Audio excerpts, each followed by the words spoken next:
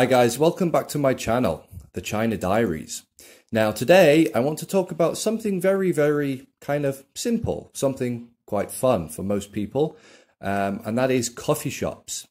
Now coffee shops have always been a go-to place for people wanting to meet friends and chill out and really just maybe even go on dates, take photos, that kind of thing. In the West we love coffee shops, we love tea shops. They are fantastic places to hang out. Now in China, this is a thing as well, but I'm going to tell you that it's on the rise, that basically it goes hand in hand with its developing economy status, and the fact that they are very varied places. You can find so many different coffee shops, tea shops in China now that really offer interesting places to go and visit.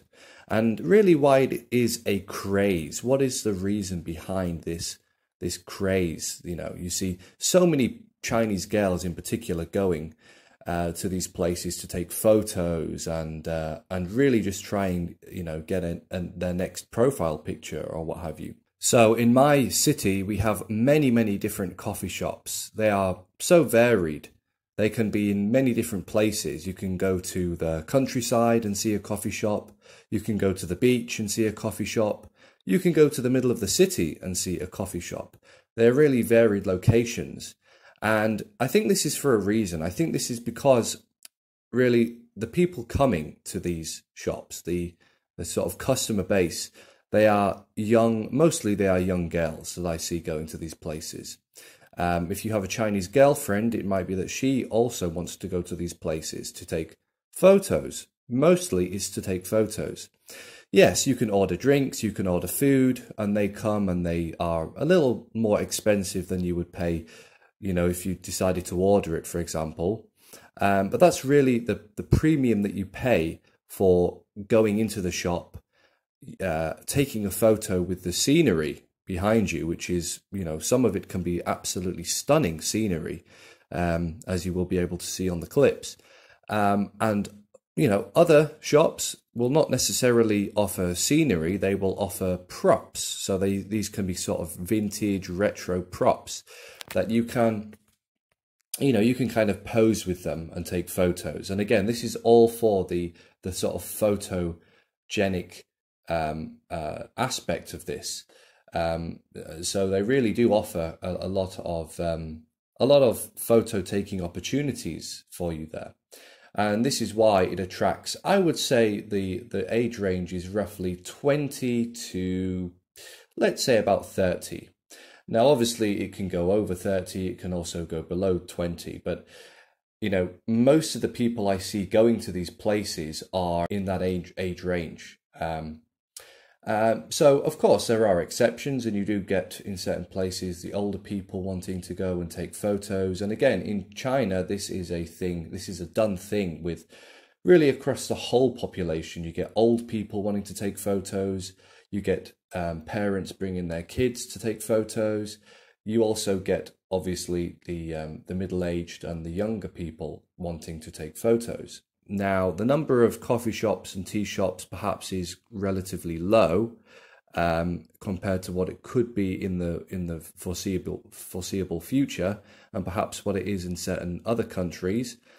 And also the coffee consumption, I would say, is a lot lower than it is in the West right now. But that obviously has a lot of scope to go up. You know, the number of people consuming coffee, but also the amount that a single person consumes as well, the average. So it has a lot of scope to go up, but these, I would say, go hand in hand. I would say this craze does almost go hand in hand with its developing economy status. I think that we can say that coffee shops are a Western idea.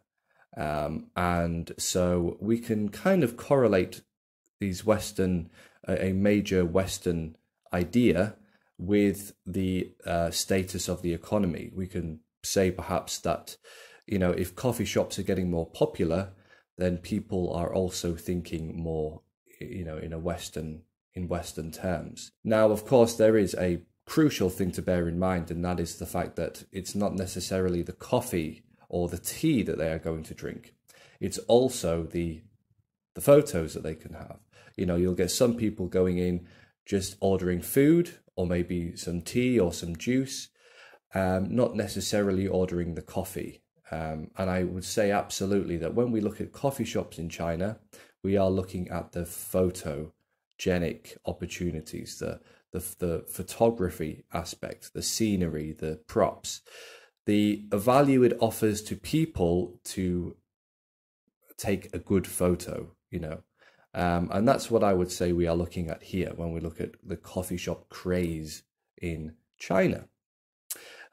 So that's really what I wanted to say. You know, as I said before, these places can be in extremely varied locations. You know, they're not necessarily confined to the inner city. They can be absolutely anywhere because they offer the scenery, they offer the props, and they just really offer a chill place, not only to take photos, but also to come and sit down, have a chat, meet friends, maybe go on a date, these kinds of things. So I would definitely say that if you are coming to China, or if you are planning on coming to China in the future when everything opens up again, I would definitely suggest that you visit these coffee shops. They can, you know, they can be very interesting places to go to really just, you know, hang out.